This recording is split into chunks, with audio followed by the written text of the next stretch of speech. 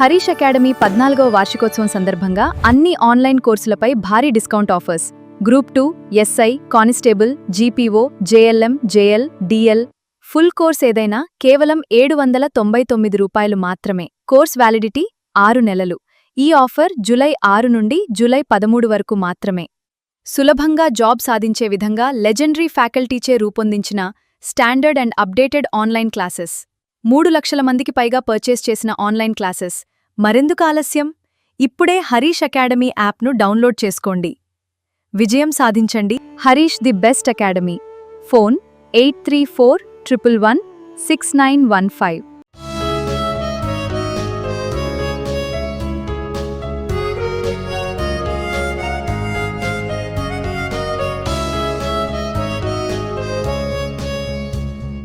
Harish, the best academy. Good evening everyone. Welcome to the Harish Academy. This is Pratap. ముందుగా ఇవాళ current affairs start చేసే ముందు ఆస్పిరెంట్స్కి ఒక ముఖ్యమైన గమనిక అండి. ఒక 3 days తర్వాత ఇక డిజిటల్ బోర్డు పైన క్లాసెస్ స్టార్ట్ చేద్దామండి, ట్యూస్డే నుంచి. సో ఇక ఇవాళ current affairs July 11th 2026 current affairs మనం డీటెయిల్గా డిస్కస్ చేసుకుందామండి. ఇవాళ మన first topic prime minister Narendra Modi గారి న్యూజిలాండ్ దేశ పర్యటన. మనం ప్రీవియస్ క్లాసెస్లో మనం ఒక టాపిక్ డిస్కస్ చేసుకున్నాం. ప్రైమ్ మినిస్టర్ నరేంద్ర మోడీ గారు భారతదేశం యొక్క యాక్ట్ ఈస్ట్ పాలసీని బలోపేతం చేయాలి అని చెప్పేసి 3 దేశాల పర్యటనకు వెళ్ళారు. ఇండియా యొక్క యాక్ట్ ఈస్ట్ పాలసీని స్ట్రెంగ్తెన్ చేయాలి అని చెప్పేసి 3 నేషన్ టూర్కి వెళ్ళడం జరిగింది. ఆ టూర్లో భాగంగా ఫస్ట్ ఇండోనేషియా కంట్రీకి వెళ్ళారు, ఆఫ్టర్ దట్ ఆస్ట్రేలియా కంట్రీకి వెళ్ళారు, ఇప్పుడు చివరగా న్యూజిలాండ్ కంట్రీకి వెళ్ళారు. సో మనం ఇక్కడ ఎగ్జామ్ పాయింట్ ఆఫ్ వ్యూలో ఫోకస్ చేయాల్సింది ఏం ఒప్పందాలు కుదిరాయి ఇరు దేశాల మధ్య, అటువంటి మెయిన్ పాయింట్స్ అన్నీ కూడా డిస్కస్ చేసుకోవాలండి. ఒక్కసారి రీక్యాప్, ఎవరైతే లాస్ట్ ఫ్యూ క్లాసెస్ మిస్ అయి ఉంటారో వాళ్ళ కోసం, ఆల్రెడీ విన్న వాళ్ళ కోసము ఒక 2 నిమిషాలు మనము బ్యాక్గ్రౌండ్ మరొకసారి గుర్తు చేసుకున్నట్టయితే, ప్రైమ్ మినిస్టర్ నరేంద్ర మోడీ గారు ఫస్ట్ ఇండోనేషియా పర్యటనకు వెళ్ళారు. ఇండోనేషియా పర్యటనకు వెళ్ళిన తర్వాత ఆ ఇండోనేషియా దేశపు అత్యున్నత పురస్కారాన్ని అందుకున్నారు. ఇండోనేషియా కంట్రీ యొక్క హయ్యెస్ట్ ఆనర్ని ఆయన రిసీవ్ చేసుకున్నారు. దీంతో కలిపి ప్రైమ్ మినిస్టర్ నరేంద్ర మోడీ గారికి ఇప్పటి వరకు వచ్చిన విదేశీ అత్యున్నత పురస్కారాల సంఖ్య 35కు చేరుకునింది. ఇండోనేషియా యొక్క హయ్యెస్ట్ సివిలియన్ హానర్తో కలుపుకుంటే, ఇంక్లూడ్ చేసుకుంటే, so far prime minister Modi received 35 international highest honours, right. ఇక ఇండోనేషియా కంట్రీ యొక్క పార్లమెంటులో ప్రసంగించిన తొలి భారత ప్రధానమంత్రిగా మోడీ గారు నిలిచారు. ఇండోనేషియా కంట్రీ యొక్క పార్లమెంటులో స్పీచ్ ఇచ్చిన first Indian prime minister Modi గారు. ఇక ఇండోనేషియాలో 9 నుంచి 10వ శతాబ్దానికి చెందిన 9th to 10th century ADకి చెందిన ఇండోనేషియాలోని అతిపెద్ద హిందూ దేవాలయం, Indonesia's largest Hindu temple complex, Prambanan temple కాంప్లెక్స్ని ఇండోనేషియా ప్రెసిడెంట్తో కలిసి విజిట్ చేశారు, సందర్శించారు. మనం డిస్కస్ చేసుకున్నాం. ప్రంబన్ టెంపుల్ కాంప్లెక్స్ అనేది 9 నుంచి 10 శతాబ్దాల మధ్య, 9th to 10th century మధ్య దాన్ని బిల్డ్ చేశారు. ఇది ఒక UNESCO world heritage site, UNESCO ప్రపంచ వారసత్వ ప్రదేశము. ఇందులో ముగ్గురు దేవులకు సంబంధించిన డీటీస్ విగ్రహాలు ఉంటాయి. Lord Vishnu, lord Brahma, lord Parameshwara, lord Shiva. So right, అది గుర్తుపెట్టుకోండి. UNESCO world heritage site exam point of view అడగడానికి ఛాన్స్ ఉంటుంది. ఇక ఇండోనేషియా పర్యటన ముగించుకున్న తర్వాత ఆస్ట్రేలియా పర్యటనకు వెళ్ళారు. ఆస్ట్రేలియా పర్యటనలో ఆస్ట్రేలియాతో 18 అగ్రిమెంట్స్ కుదిరాయి అని చెప్పేసి తెలుసుకున్నాం. అందులో మెయిన్ అగ్రిమెంట్ వచ్చేసి సివిల్ న్యూక్లియర్ ప్యాక్ట్, అంటే ఏంటి, పౌర అణు ఒప్పందము. ఈ ఒప్పందంలో భాగంగా ఆస్ట్రేలియా ఇండియాకి యురేనియంని సప్లై చేయబోతా ఉందని చెప్పేసి తెలుసుకున్నాం. అలానే ప్యాక్ట్స్ అనే ఒక భాగస్వామ్యాన్ని లాంచ్ చేశారు. క్రిటికల్ మినరల్స్, ఈ టెక్నాలజీకి సంబంధించి ప్యాక్ట్స్ అనే ఒక భాగస్వామ్యము. ఇక ఫైనల్గా న్యూజిలాండ్ కంట్రీకి వెళ్ళారండి. సో ఇదంతా కూడా బ్యాక్గ్రౌండ్ అనేది చాలా ఇంట్రెస్టింగ్గా ఉంటుంది మీరు కనుక విన్నట్టయితే. ఇక న్యూజిలాండ్ కంట్రీకి వెళ్ళిన తర్వాత న్యూజిలాండ్ ప్రైమ్ మినిస్టర్ క్రిస్టోఫర్ లక్సన్తో ఆయన మీట్ అయ్యారు. మరి ఇక్కడ ఓవరాల్గా ఇరు దేశాల మధ్య 10 అగ్రిమెంట్స్ కుదిరాయి. ఎన్ని కుదిరాయి? 10 ఒప్పందాలు ఇండియాకి న్యూజిలాండ్కి మధ్య కుదిరాయన్న విషయం గుర్తుపెట్టుకోండి. అందులో ఆ అగ్రిమెంట్స్ దేనికి సంబంధించినవి అంటే డిఫెన్స్ రంగానికి సంబంధించినవి, ట్రేడ్ వాణిజ్యము, మ్యారీటైమ్ సెక్యూరిటీ అంటే ఏంటి, సముద్రయాన భద్రత కావచ్చు, అలాంటి రంగాలకు సంబంధించి ఓవరాల్గా 10 ఒప్పందాలు, 10 అగ్రిమెంట్స్ కుదిరాయి. మరి అందులో మెయిన్ అగ్రిమెంటు ట్రేడ్కి సంబంధించి, వాణిజ్యానికి సంబంధించి, ద్వైపాక్షిక వాణిజ్యం, ఇరు దేశాల మధ్య వాణిజ్యానికి సంబంధించి ఒక టార్గెట్ పెట్టుకున్నారు. 2030 నాటికి ద్వైపాక్షిక వాణిజ్యాన్ని 35,000 కోట్లకు రెట్టింపు చేసే లక్ష్యం పెట్టుకున్నారు. 2030 కల్లా బోత్ కంట్రీస్ మధ్య బైలేటరల్ ట్రేడ్ అనేది 35,000 క్రోర్కి మనము రీచ్ చేయాలి, 35,000 కోట్లకు పెంచుకోవాలి అని చెప్పేసి టార్గెట్ పెట్టుకున్నారు. ఈ పాయింట్ అనేది రాసుకోండి. మరి అసలు మనం ఒక టాపిక్ డిస్కస్ చేసుకున్నాం జస్ట్ 3 months బ్యాక్, ఏప్రిల్ నెలలో ఇండియాకి న్యూజిలాండ్కి మధ్య ఒక ఫ్రీ ట్రేడ్ అగ్రిమెంట్ కుదిరిందని చెప్పేసి కూడా తెలుసుకున్నాం. స్వేచ్ఛా వాణిజ్య ఒప్పందం. ఆ స్వేచ్ఛా వాణిజ్య ఒప్పందం టార్గెట్ ఏంటి? ఇండియాకి న్యూజిలాండ్కి మధ్య రీసెంట్గా కుదిరిన ఫ్రీ ట్రేడ్ అగ్రిమెంటు ఒక టార్గెట్ని సెట్ చేసుకునింది. ఆ టార్గెట్ ఏంటి? ఇలాంటివే అండి ఎగ్జామ్లో అడిగేది, మీకు ఒకసారి గుర్తు రావాలి ఇవన్నీ. మరి ఇక్కడ మీరు చూస్తే FTA అనే ఒక టర్మ్ ఉంది. ఇండియాకి న్యూజిలాండ్కి ఇటీవల కుదిరిన ఫ్రీ ట్రేడ్ అగ్రిమెంట్ లక్ష్యం ఏంటి?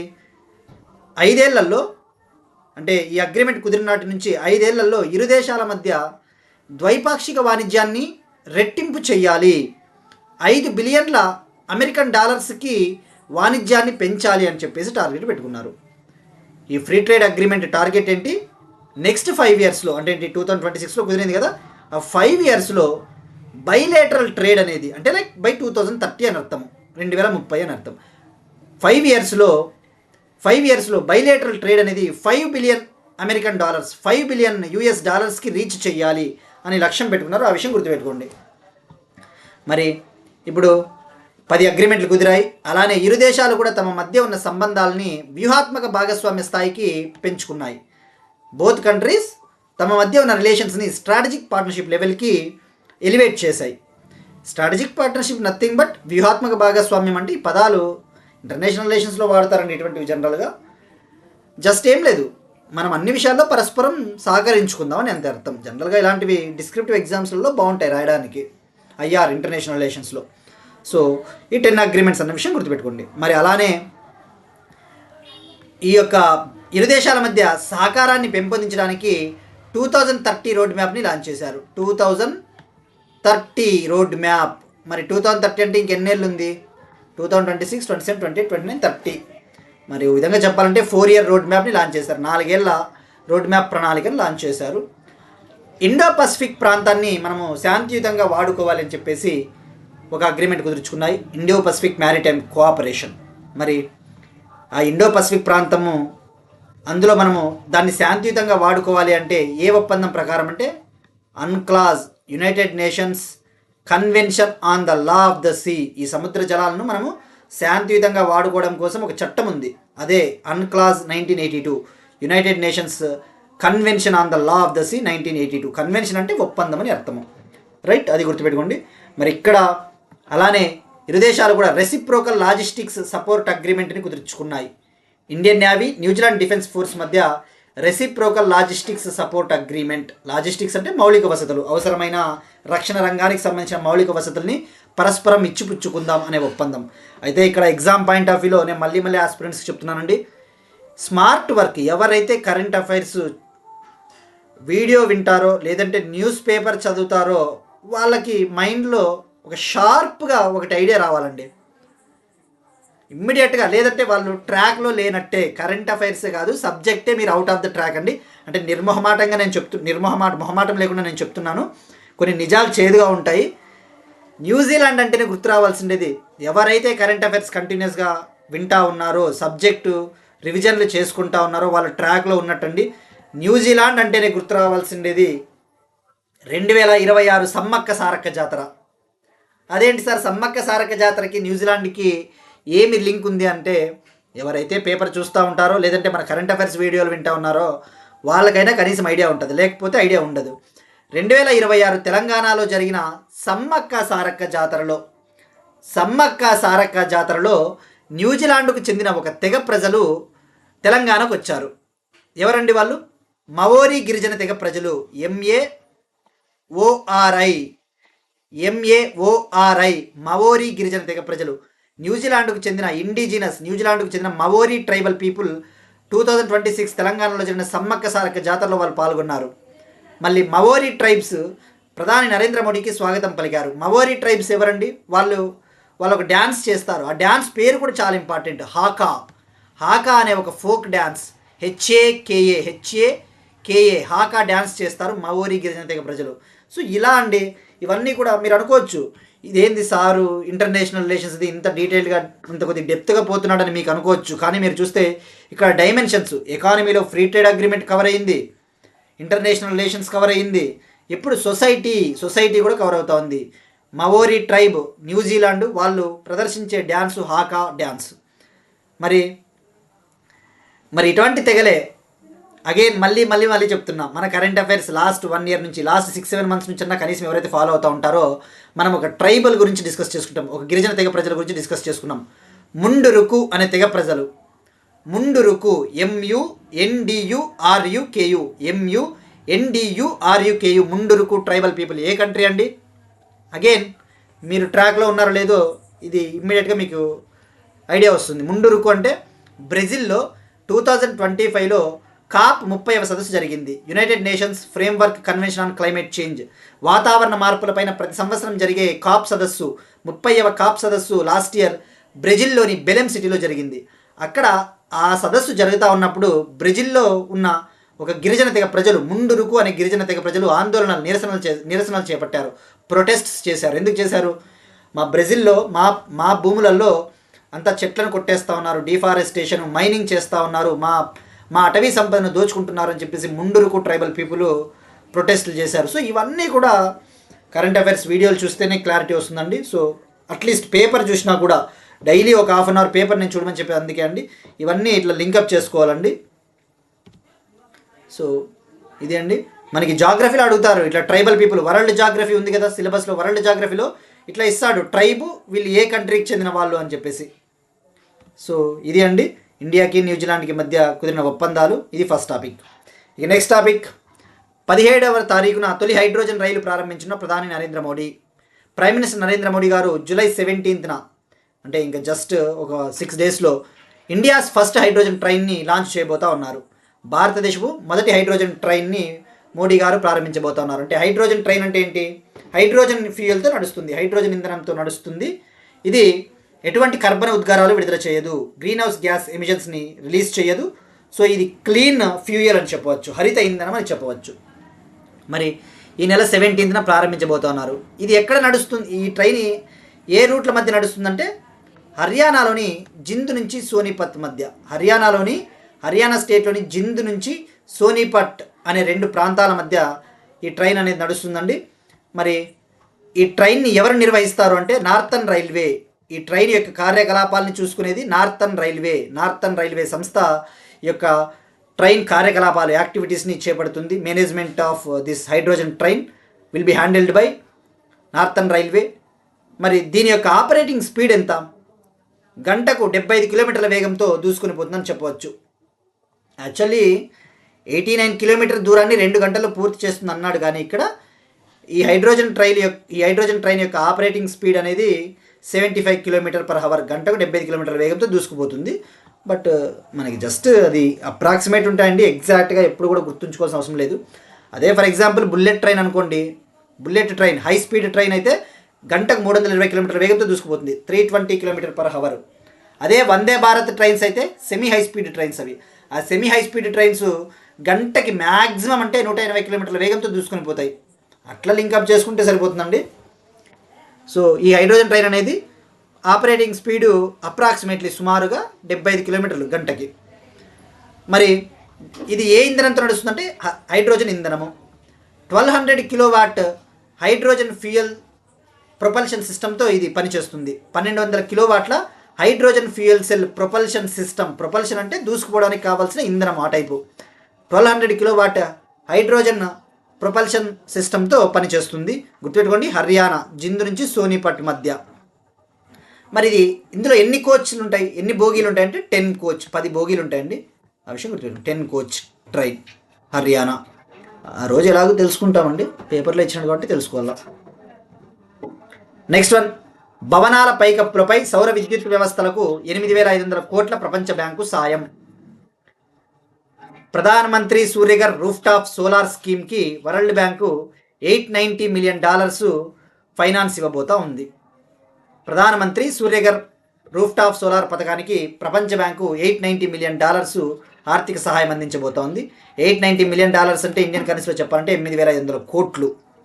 మరి ఇక్కడ జనరల్గా వరల్డ్ బ్యాంక్ అంటేనే మనకి డెవలప్మెంటల్ ప్రాజెక్ట్స్కి, అభివృద్ధి ప్రాజెక్టులకి, దేశాలకి లోన్స్ ఇస్తుంటుంది. గ్రాంట్స్, ఆర్థిక సహాయము, గ్రాంట్స్ అంటారు, లోన్స్ ఇస్తుంటుంది. అలానే ప్రైవేట్ సెక్టార్ ప్రాజెక్టులకు కూడా వరల్డ్ బ్యాంక్ లోన్స్ ఇస్తుంది. ఆ విషయం గుర్తుపెట్టుకోండి. ప్రైవేట్ ప్రాజెక్టులకు కూడా ఇస్తుంది, అభివృద్ధి ప్రాజెక్టులకి. మరి prime minister Surya Ghar roof top solar scheme ముఖ్య ఉద్దేశం ఏంటి? ఎప్పుడు లాంచ్ చేశారు? ప్రైమ్ మినిస్టర్ మోడీ గారు 2024లో ఈ స్కీమ్ని లాంచ్ చేశారు. దీని ముఖ్య ఉద్దేశం ఏంటి? మన ఇంటి పైకప్పులు ఉంటాయి కదా, రూఫ్ టాప్లు, మన ఇంటి పైకప్పుల పైన సోలార్ ప్యానల్స్ని ఏర్పాటు చేసుకుంటే మనకి సబ్సిడీ ఇస్తుంది కేంద్ర ప్రభుత్వం. సో తద్వారా సోలార్ ఎలక్ట్రిసిటీని మనము ఇంక్రీజ్ చేయవచ్చు అనమాట.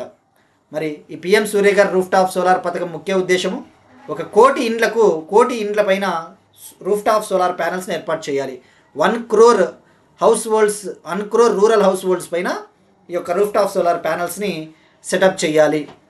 సో మరి ఇప్పుడు వరల్డ్ బ్యాంకు $890 మిలియన్ అంటే 8,500 కోట్లు అనేది ఇవ్వబోతా ఉందండి.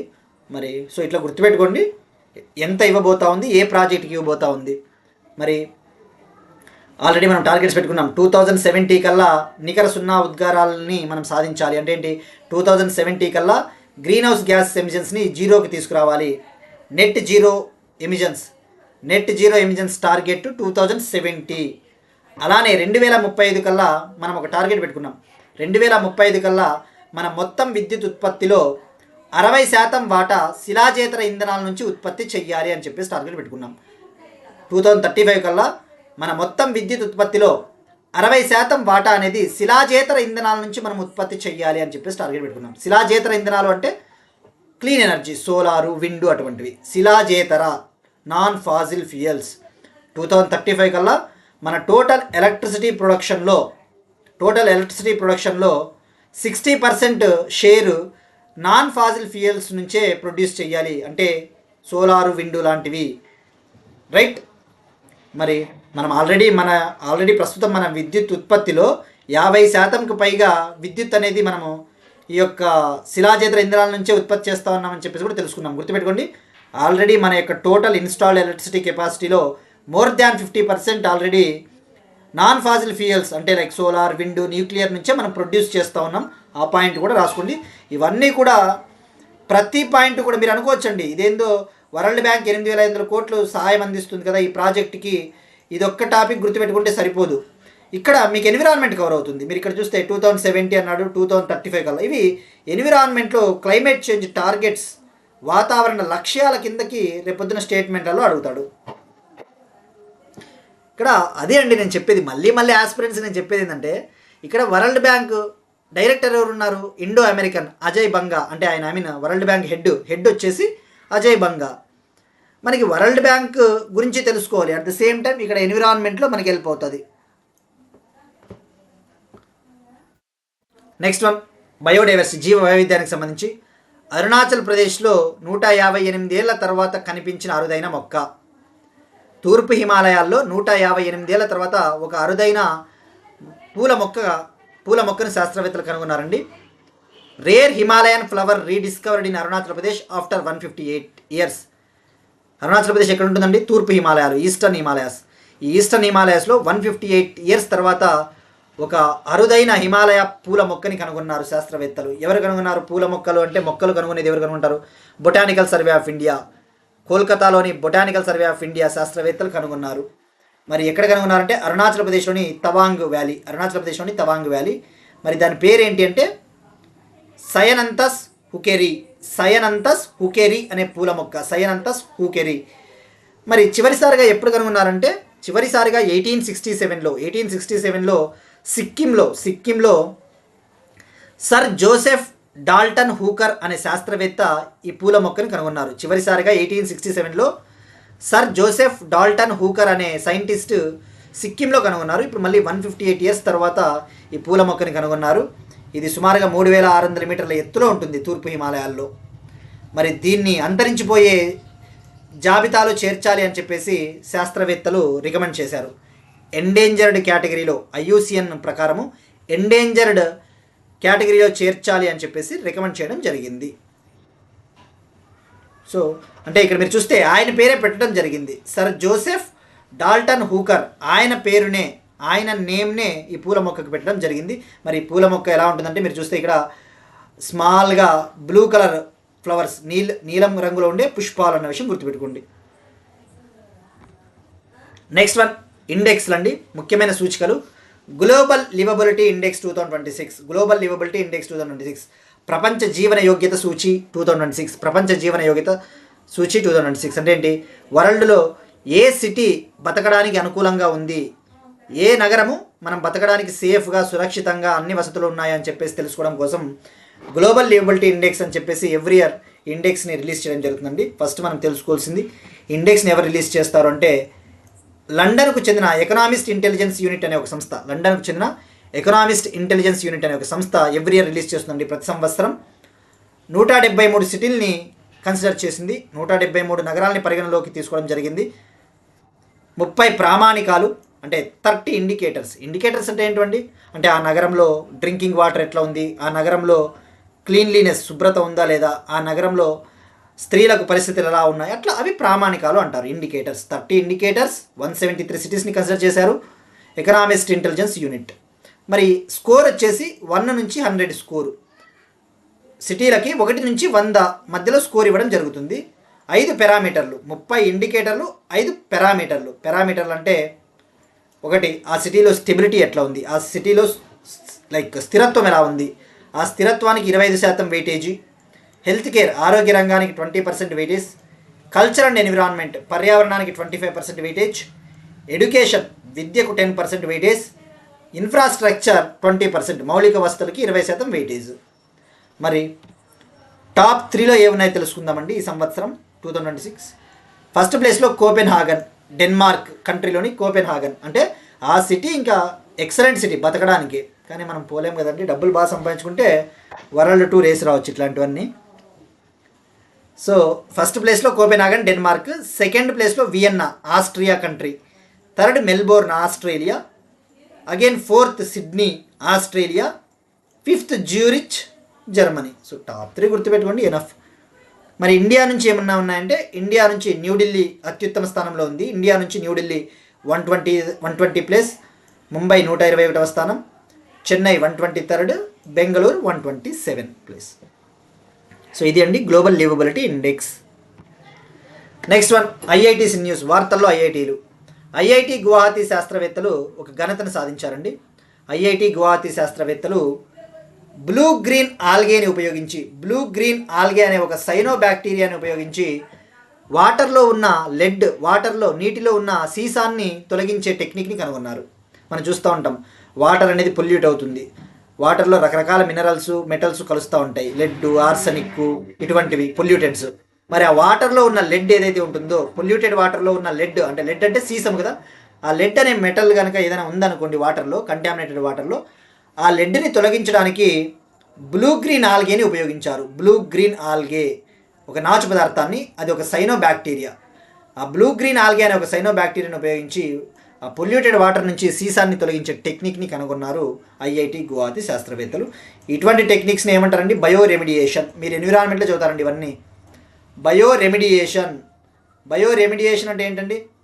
ఈ యొక్క జీవులు, మైక్రో ఆర్గానిజమ్స్, సూక్ష్మజీవులు, బ్యాక్టీరియాలు, వైరస్లు ఇటువంటి వాటిని ఉపయోగించి మన పర్యావరణాన్ని కనుక క్లీన్ చేసినట్టయితే అదే బయో రెమిడియేషన్ టెక్నిక్స్ అంటారు.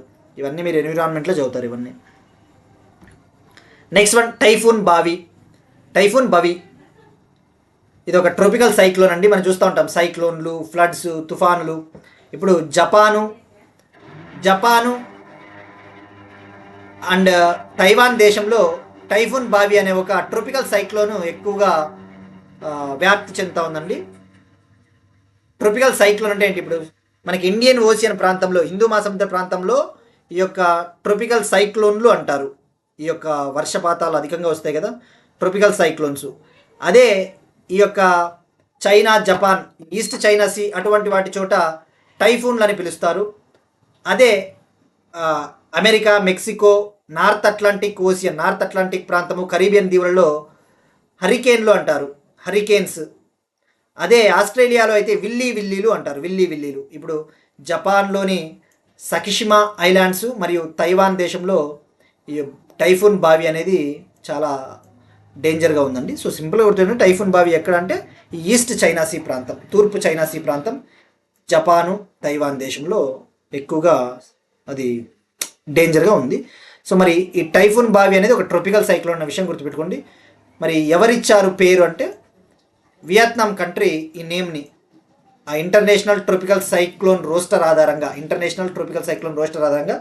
వియత్నాం దేశం బవి అనే నేమ్ని సూచించింది. నెక్స్ట్ వన్ ఇంపార్టెంట్ డేస్, వార్తల్లో ముఖ్యమైన దినోత్సవాలు. వరల్డ్ పాపులేషన్ డే, అంతర్జాతీయ జనాభా దినోత్సవం అని చెప్పవచ్చండి. ఎవ్రీ ఇయర్ July 11న, ప్రతి సంవత్సరం July 11న వరల్డ్ పాపులేషన్ డేని యునైటెడ్ నేషన్స్ డెవలప్మెంట్ ప్రోగ్రామ్ నిర్వహిస్తుంది. ప్రతి సంవత్సరం July 11న వరల్డ్ పాపులేషన్ డేని యునైటెడ్ నేషన్స్ డెవలప్మెంట్ ప్రోగ్రామ్, ఐక్యరాజ్య సమితి అభివృద్ధి ప్రోగ్రాము సెలబ్రేట్ చేస్తుందండి. దీని ముఖ్య ఉద్దేశం ఫ్యామిలీ ప్లానింగ్ పట్ల అవగాహన తీసుకురావాలి, జెండర్ ఈక్వాలిటీ, లింగ సమానత్వము, ఇటువంటి వాటి పట్ల అవగాహన తీసుకోవడం కోసం ఎవ్రీ ఇయర్ వరల్డ్ పాపులేషన్ డేని సెలబ్రేట్ చేయడం జరుగుతుంది. మరి ఈ సంవత్సరం థీమ్ వచ్చేసి realising the hopes and aspirations of young people today and in the future. So theme అనేది ఇక్కడ ఇది అగైన్ మీ యొక్క రివిజన్స్ పైన ఆధారపడి ఉంటుందండి. థీమ్ అడగొచ్చు, అడగకపోవచ్చు, ఎవరు సెలబ్రేట్ చేస్తారు ఏ రోజున అంతే. ఇక్కడ ఆస్పిరెంట్స్ ఎలా ఉండాలంటే అండి, మనం తీసుకునే విధానం బట్టి ఉంటుందండి current affairs. For example world population day అనే టాపిక్ని మీరు విన్నారు, July 11th అని గుర్తుంచుకున్నారు, థీమ్ కూడా గుర్తుంచుకునే ట్రై చేశారు. థీము గుర్తు రావచ్చు, గుర్తు రాకపోవచ్చు, ఎగ్జామ్లో ఇట్లాంటివి అంత ఈజీ కాదు. కానీ మనం కాన్సెప్ట్ చెప్పినాం చూసినారా, ఫస్ట్ టాపిక్లోనే ఇండియా న్యూజిలాండ్ రిలేషన్స్ చెప్పినప్పుడు మవోరీ ట్రైబ్ గురించి చెప్పినాము, ముండురుకు గిరిజన తెగ ప్రజలు చెప్పినాం. అవి మీకు సొసైటీలో వరల్డ్ జాగ్రఫీలో కూడా వెళ్ళిపోతాయి. అలాంటివి మనకి చాలా ఇంపార్టెంట్. ఈ థీమ్ అనేది ఇలాంటివి జనరల్గా ఏమైనా బుక్కుల్లో దొరికినా మనకి గుర్తుంచుకున్నప్పుడు సరిపోతుంది. కానీ ఎగ్జామ్ పాయింట్ ఆఫ్ వ్యూలో ప్రతి టాపిక్ని సబ్జెక్ట్ లింక్ చేసుకోండి. మనం చెప్పిన మవోరీ ట్రైబ్స్ కావచ్చు, ముండురుకు తెగ ప్రజలు అంటేనే మీకు ట్రైబల్ పీపుల్ కదా, అంటే ప్రజలు అంటే సొసైటీ, ఆంథ్రోపాలజీ, వరల్డ్ జాగ్రఫీ, అట్లా మీరు లింక్ చేసుకోవాలా. ఈ థీమ్ అనేది ఏమైనా సబ్జెక్టా? థీమ్ సబ్జెక్టే కాదు, కరెంట్ అఫైర్ అంతే. ఇది ఈరోజు వరల్డ్ పాపులేషన్ డే కాబట్టి ఈరోజు థీమ్ గుర్తుంచుకోవాలా. గుర్తుంటే ఎగ్జామ్లో బిట్టు పెడతాం, లేకపోతే లేదు. కానీ ఎవరికైతే సబ్జెక్టు సిలబస్ పైన అవగాహన ఉంటుందో, వరల్డ్ జాగ్రఫీలో ఇలాంటి ట్రైబ్స్ ఉంటాయి కదా, సో అట్లా వెళ్ళిపోతుందండి. సో ఏ విధంగా మనం చదువుతా ఉన్నామనే దాన్ని బట్టి ఆధారపడి ఉంటుంది. సో ఇవి ఇవాళ కరెంట్ అఫైర్స్ అండి. మరి ఇవాళ క్వశ్చన్ అండి, ఒక క్వశ్చన్ మనం డిస్కస్ చేసుకున్న టాపిక్కే United Nations sustainable development report discuss చేసుకున్నాం కదా, 2026 United Nations sustainable development report. మరి ఆ యొక్క రిపోర్ట్కి సంబంధించి టాప్ 3 కంట్రీస్ ఏ ఉన్నాయి, ఇండియా ర్యాంక్ ఎంత, ట్రై చేయండి, ఎవరు రిలీజ్ చేస్తారు, అటువంటి బేసిక్ డీటెయిల్స్. ఇవి ఇవాళ కరెంట్ అఫైర్స్ అండి.